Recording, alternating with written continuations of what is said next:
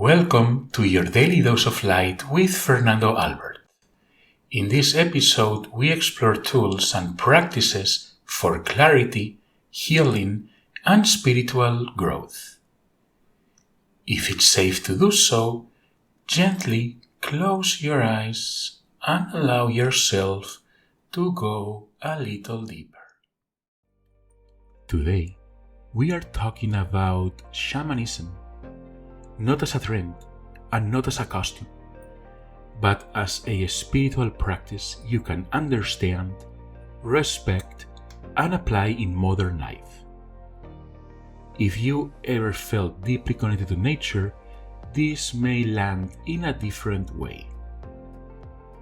We are going to explore what shamanism is, what a shaman really means, why trance states matter, and what shamanic healing can actually do, especially soul retrieval, energetic harmony, and deep integration. But first, we are going to do a small exercise. Place your hand on heart and inhale. 1, 2, 3, 4. Exhaling.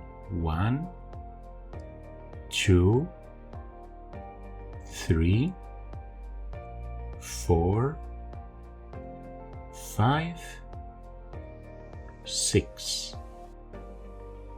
And quietly state, I choose harmony with myself and the earth. Shamanism is an energy-based, holistic approach that works on the physical, mental, emotional, and spiritual levels by connecting with the spirits of Earth. The core aim is simple: harmony with yourself and with the world around you. And yes, shamanism has evolved.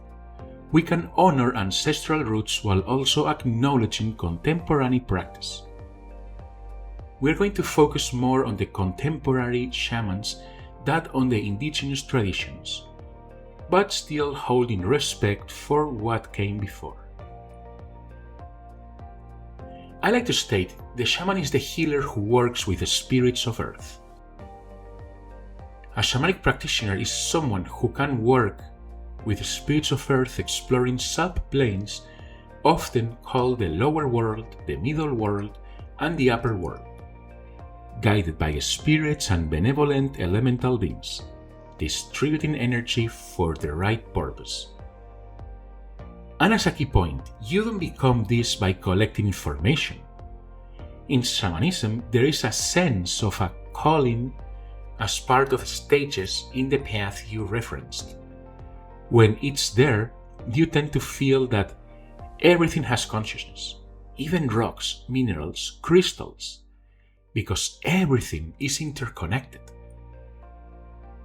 So what is a shaman really?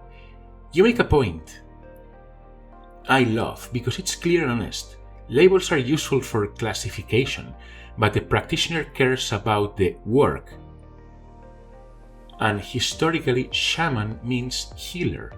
So shamanic healing is basically like healing. You also draw a strong distinction. A Reiki healer channels universal energy and doesn't necessarily work with the spirits of Earth, so they are not automatically shamanic. What makes the shamanic part distinct is that Earth calls you to work with the elemental energies, not only with universal energies. Your spirit guide message that a true shamanic practitioner becomes honorably, kind of like an honorable tree. This is not a fantasy, it's more of a symbology of deeply belonging with the earth and deepening respect for life and all forms. So if they would account for all the trees of earth, and you're a shaman, you would account for one tree as well. And then there is another major differentiator.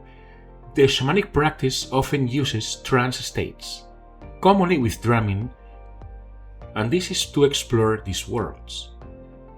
You note that a Reiki healer may not need trance, and a psychic medium might access the Akashic records without a trance, but a shamanic practitioner can still access wisdom through mechanics of trance and journaling, even if they are not psychic in the classic sense.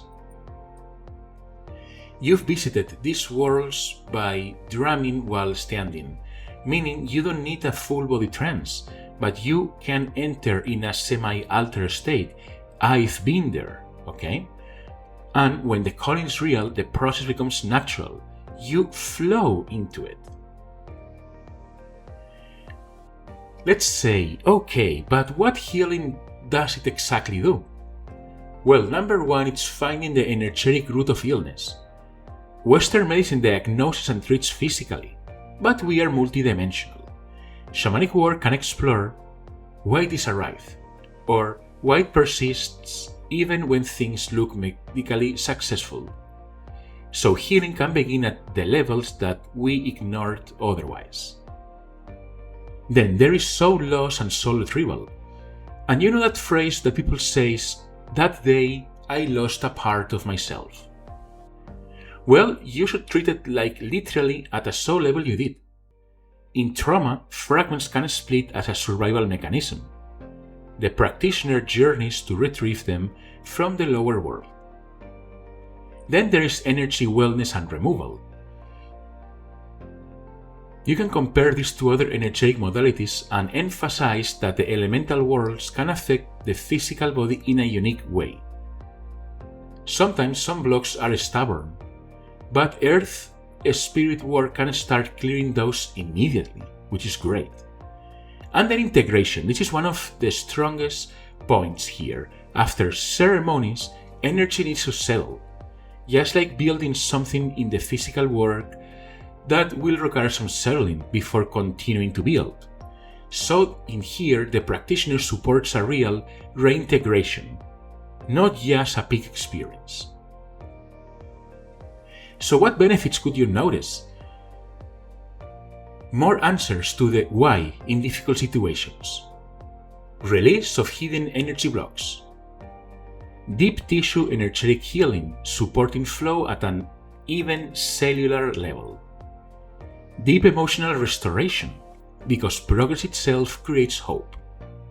And then a stronger spiritual alignment, which it is essentially for every single soul.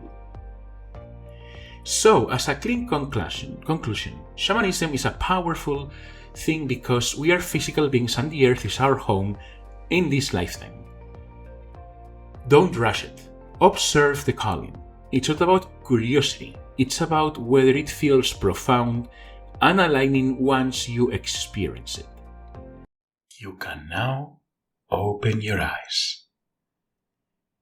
If this episode has helped you, feel free to drop one-line comment or review and share one situation that you are going to start applying from today.